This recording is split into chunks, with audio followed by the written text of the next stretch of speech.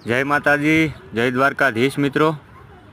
તો આ છે આપણા વાડાની કૂતરી અને જુઓ તમે, આપણે ગાયું ઊભી અત્યારે લીલડી ને કાબરી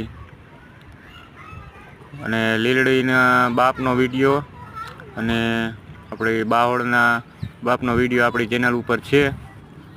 આ કૂતરી આપણા વાળે કોઈ પણ અજાણ્યાને આવવા નથી દેતી, કોઈ પણ અજાણ્યું આવે એટલે કરડી જાય છે।